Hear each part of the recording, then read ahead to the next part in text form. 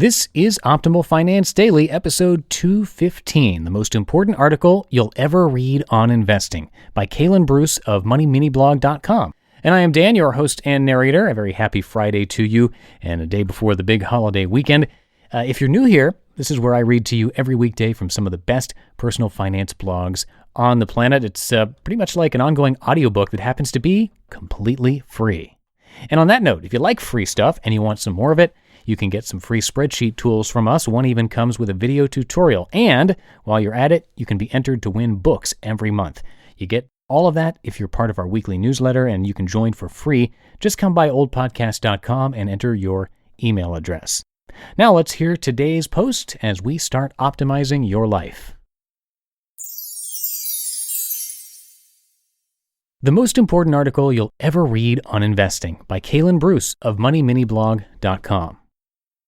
There are few topics that have as much written about them and as much contrasting information as investing.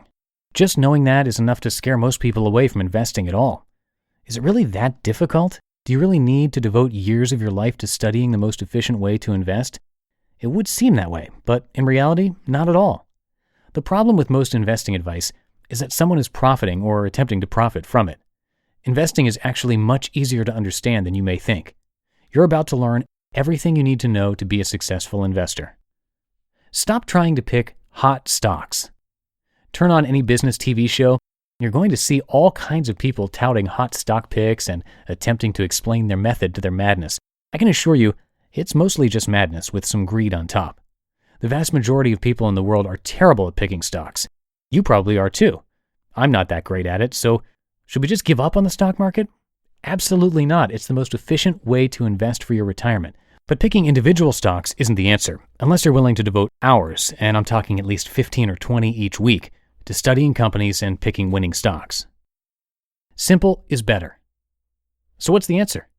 You may have already guessed the answer, but I'm going to let you hear it from Warren Buffett first. When Buffett passes away, he wants his Berkshire Hathaway shares to be distributed to charity. This is what he wants done with the remaining cash. Quote, "My advice to the trustee couldn't be more simple. Put 10% of the cash in short-term government bonds and 90% in a very low-cost S&P 500 index fund. I suggest Vanguard's.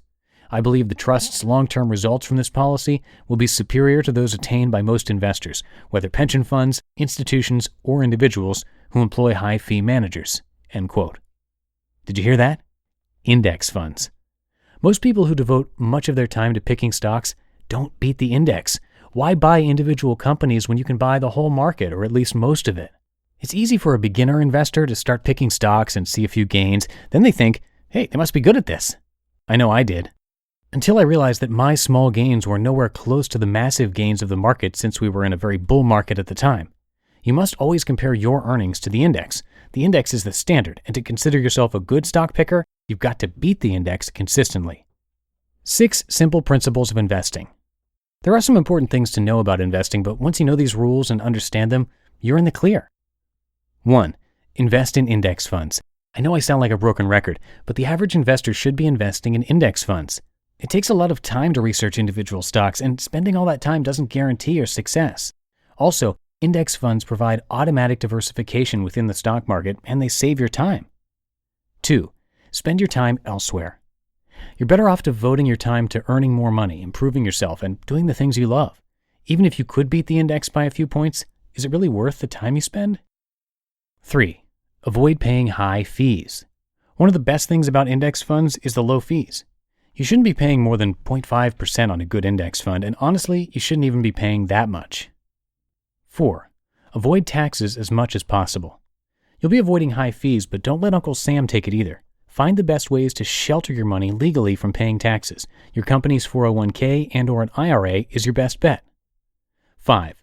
Follow Buffett's first rule. Buffett says the first rule is to not lose money. Why?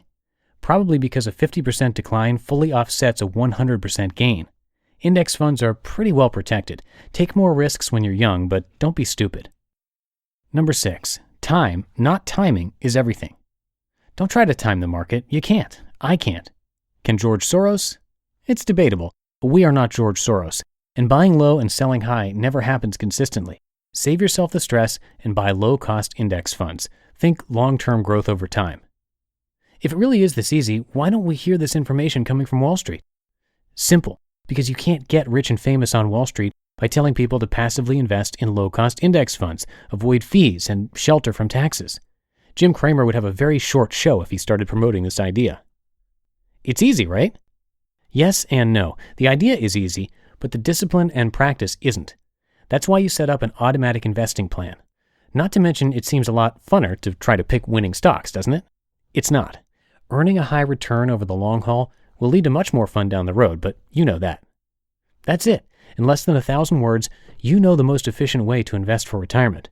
This isn't the be-all, end-all advice to investing, but it almost is. I know several dividend investors that do well investing in large-cap individual dividend stocks. I also know owning Berkshire Hathaway isn't a bad idea, and I actually recommend it. But all you really need to take away and remember is this. Invest in low-cost index funds, avoid high fees, and shelter from taxes. You're not going to hear that on TV. Find the best index funds based on your age.